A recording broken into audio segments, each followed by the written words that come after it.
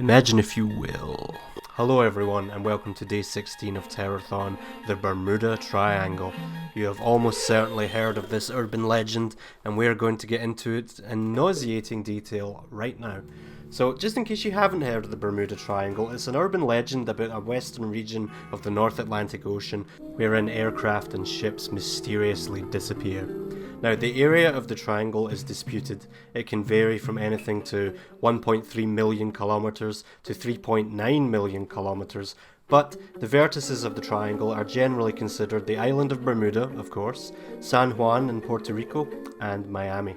Unusual disappearances in the triangle were first reported on in September 1950, and then 2 years later another article was published by the paranormal phenomena magazine Fate. They were the first to map the Bermuda Triangle and report on Flight 19, which was a loss of 5 American naval torpedo bombers chalked up to the paranormal and unexplained. Pulp magazine Argosy in February 1964 continued to report on the triangle, with a book coming out next year all about it, and throughout the 70s more writings came out all about the triangle. But how many mysterious disappearances have actually occurred in the Bermuda Triangle? Let's find out. Well, in 1874 the HMS Eurydice was lost, but this disappearance being chalked up to the triangle was heavily disputed by researchers years later.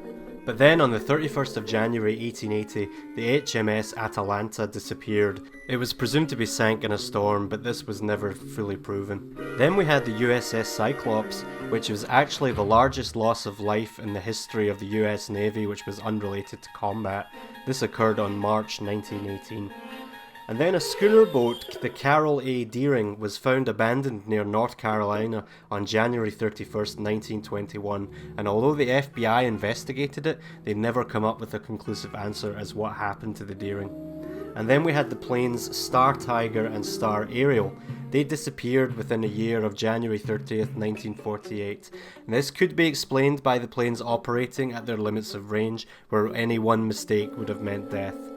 And then we had the Douglas DC-3, which disappeared on December 28, 1948. No trace of the aircraft or the 32 people on board was ever found, and to this day the cause of this has not been determined. Then we had the Connemara IV, a pleasure yacht crew, where the crew vanished while the yacht was found unharmed by Hurricane Ione, and it was found on September 26, 1955. And then another mysterious one right here. We had the 2 US Air Force Stratotankers which collided on August 28, 1963. And although they collided, 2 separate crash sites were found which were separated by 160 miles of water. Despite having said all that, there are some possible explanations for what happened to these vessels. So they could be explained by the Gulf Stream carrying the planes or boats from their reported positions, usually if they had engine failure.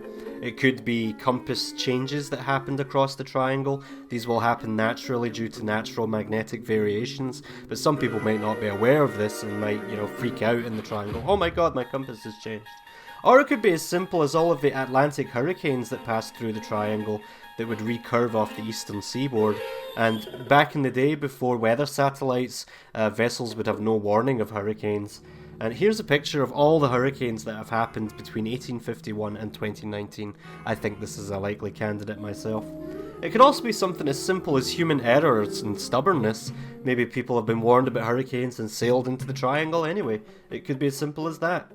Or in certain cases, some of these boats were carrying heavy loads of metallic ore, and because of structural failure causing overloading, the ships could have sank that way. That's also possible. And some criticisms of the whole Bermuda Triangle legend include the fact that the number of aircraft and ships that went missing in the triangle was not disproportionate to any other part of the ocean. And of course, writers, as they do, tend to exaggerate and embellish stories, and sometimes they wouldn't report the discovery of vehicles that had apparently went missing, and of course we have sloppy research as well. Whatever you decide for yourself as to whether the Bermuda Triangle legend is true or not, just pick your next destination with your private yacht carefully, because you have so many of those, don't you? See you tomorrow.